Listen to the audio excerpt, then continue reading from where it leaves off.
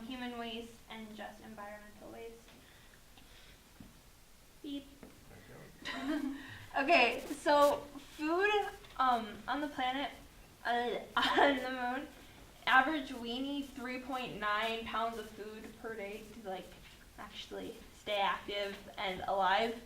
So how we plan on growing food on the moon is through hydroponic growth, which is kind of a newer study on how to grow food without the use of soil, seeming as we will not have the same soil that has the same nutrients as our plants on Earth are used to growing.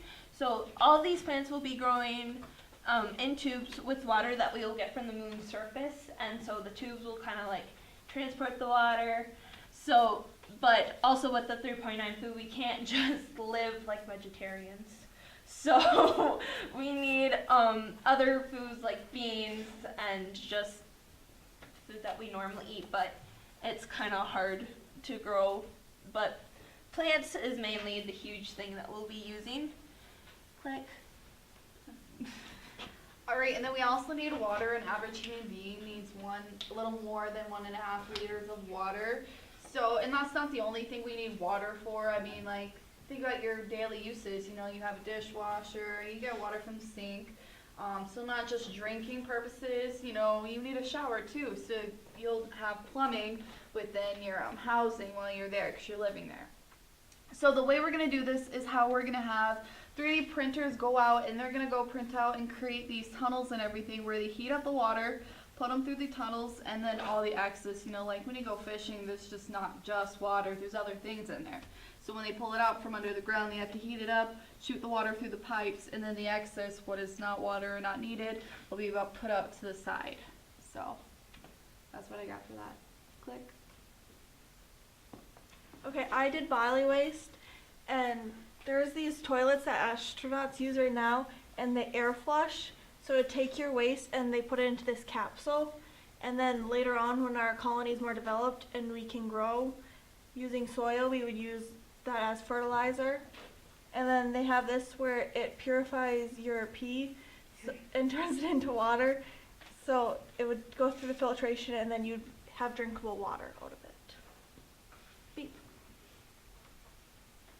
Okay, and then this is Brenna's slide. So she has garbage waste, and so everything we'll have on the moon it has to be biodegradable and or where it's compost and reusable. So anything we can't use or can't like renew or anything, it's not there. So we'll have edible packaging for food. Yeah, I know it might not taste good, but we need it. And then we can use it also for planting, she said, right? Yep. Planting and just really anything. So that's what we will be doing with our garbage. It's all renew, reuse, and recycle.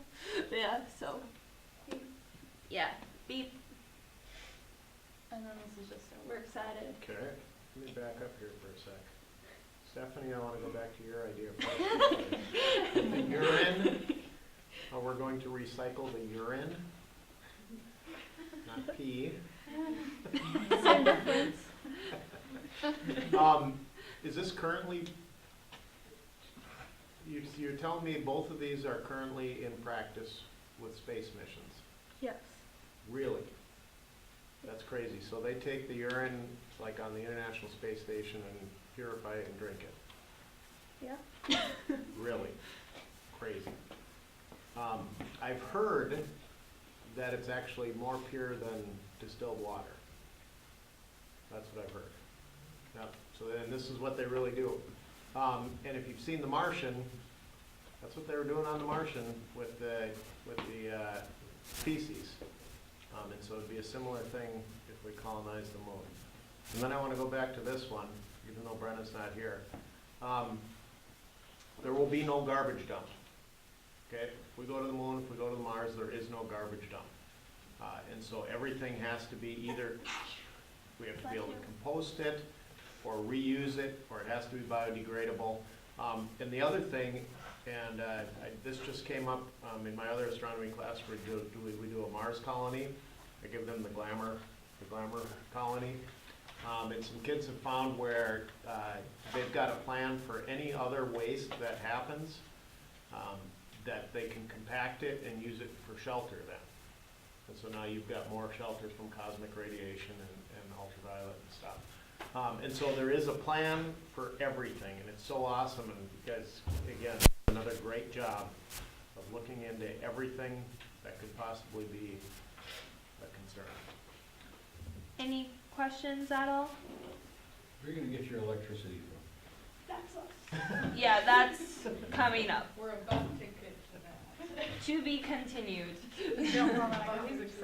All right, well, thank you. Thank you, guys.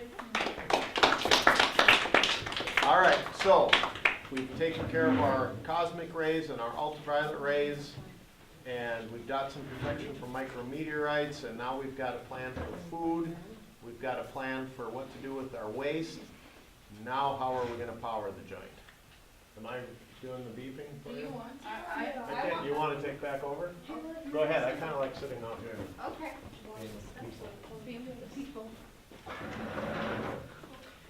Okay, let's get off mine. Sorry. We could probably close some of those tabs. Oh, it's loading.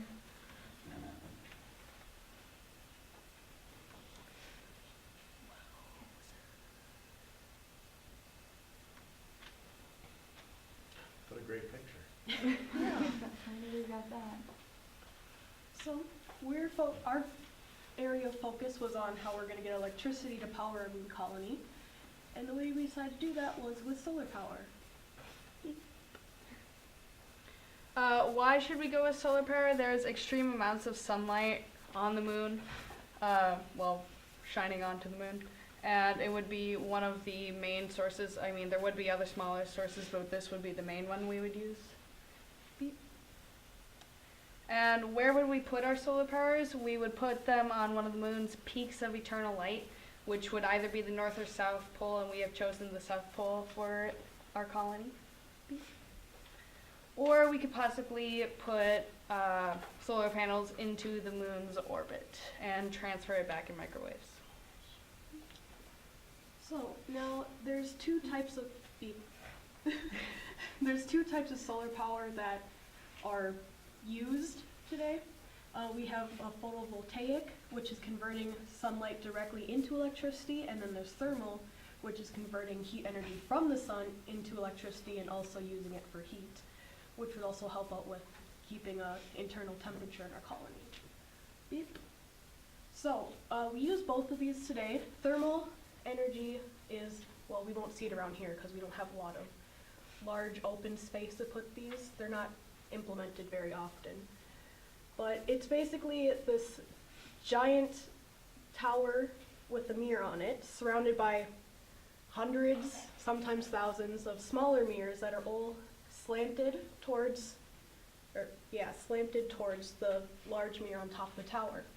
And what happens is that the sun beats down on the smaller mirrors, and then they reflect it into the receiver, or the large mirror on top. And the energy goes down, and it uses hot air to go, okay. So, it's kind of a, what's the word? It's extensive, not extensive, it's complicated to explain it. There's a lot of little bits, and this is why it's not used very often, because it's more complicated than the other kind of solar power, which we'll go into. So basically, the hot air from the receiver goes in through steam, which we could also use to keep our water liquefied on the moon. And then it also recycles back into a blower to keep it cool so it doesn't explode or implode, whatever one.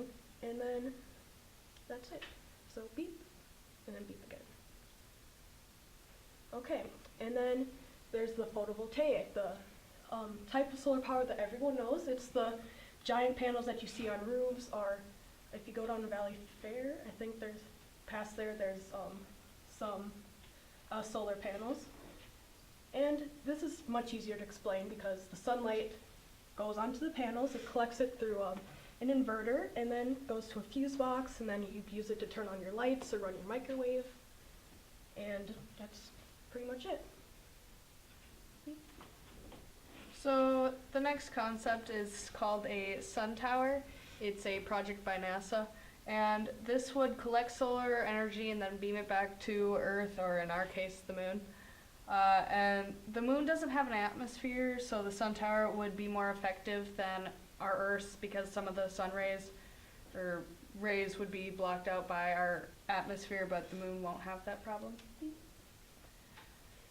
And then how would we use the sun tower, or does it function? The system would have the sun tower collect solar energy, convert it into microwaves or electromagnetic waves, and then transmit that to a ground antenna before becoming useful energy to turn on your lights, microwaves, etc. And that's all. Any questions? Thank you.